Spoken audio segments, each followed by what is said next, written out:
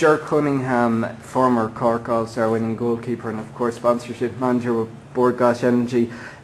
Ger, the Bord Gáis Energy fit with the Under-21 Championship. It certainly worked very well, and I suppose the campaign this year is about the energy to break through as well, and there's a viral video campaign also taking place. Firstly, you might just tell me a little bit about that idea and the benefits, of course, for a charity as well involved with that.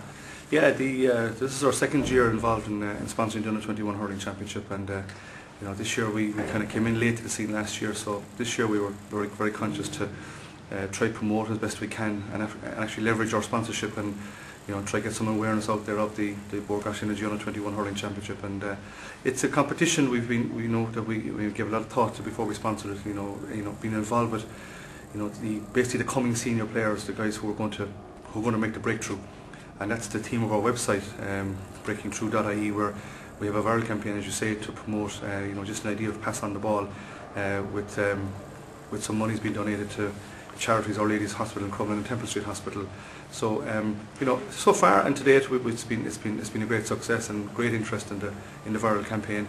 And another one of our novel ideas was the crossbar challenge at half time in both the Leinster and the Munster final, where we got some contestants from both counties to try to hit the crossbar from 21 yards, and fortunately to date we've had success with 2 people have hit it. So it's been of entertainment at half time, and Marty Morrissey in Fairstown has been very good in getting the crowd involved in the game. So all in all, so far we've been delighted with our sponsorship, and we're here at the semi-final stage, and I suppose a bit of a novel pairing from an All-Ireland semi-final with Clare and Galway. Clare's first time winning it has been absolutely, it's been fantastic for the competition.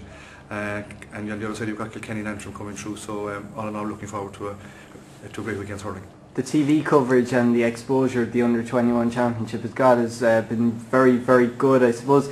And I suppose from your own perspective as well, it's always an extra challenge, I suppose, because unlike the Under-21 Football Championship, which runs very much in the spring and up to May, of course, and the culmination of the final there, you're up directly against the Senior Championship, but certainly the crowds have been out. We saw them in Pairc for the Leinster final, and indeed in Farrer Field they were there from early afternoon. Sure. It's something which, for people who haven't seen an Under-21 hurling game, it's certainly the best grade to go to, isn't it? Yeah, it's like historically, I think if you look back over the years, you have some of the best games in hurling have been at underage and under-21 level. And so there's some fantastic talent at playing under-21 this year. We've got 6 ambassadors associated with ourselves, and they're all brilliant players. The likes of Joe Canning, Richie Hogan, Seamus Canavan, Aaron Graffin, Patrick Horgan in Cork, and Liam Rush in Dublin, and together with Noel McGrath from Tip, and all these players coming through. It's fantastic talent, and I think this year especially, I think hurling, Under-21 hurling has been the matches and the skill element have been fantastic, and as you say, the crowds have certainly got behind their teams, especially with Dublin and Clare coming through has been absolutely brilliant. And we're, I suppose, from wearing a sponsor's hat, the victory by Clare over a very gallant Waterford team, sets us up on Sunday for what potentially will be a great game. Just talk to me a bit now about the All-Ireland semi-finals, because obviously people will say Kilkenny is reigning champions. They'll probably go out and they'll beat Antrim. Clare and Galway, though, is a lot harder to call, really, isn't it? Difficult one to call. You look at Galway, and I think somebody posed the question early on. Would you like to be in Galway's shoes coming into an All-Ireland semi-final? With no game played. Well, I think there's 2 ways of looking at it. One is, you're in All-Ireland semi-final. You're 1 game away from playing an All-Ireland final, and you look at their minors last Sunday and the performance that they gave, to produce an excellent performance in an All-Ireland semi-final with no really pre-match preparation as regards competition is fantastic.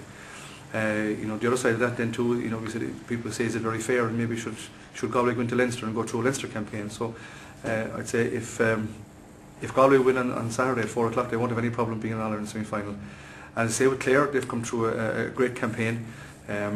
Possibly it came a year after they were expected to win it.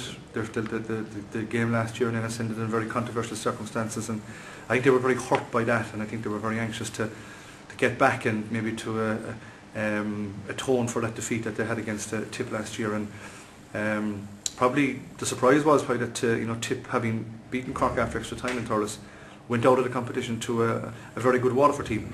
So I think Clare went down to Fairfield with high expectations and on a mission really the point of view of trying to win the competition. So it's been great for the competition, I think, to see Clare coming through. You need new teams coming through, and the same for Dublin. And you know, as you say, you'd expect Kilkenny to come through on the other side of the draw against Antrim. I think the other game was a toss-up. That's grand.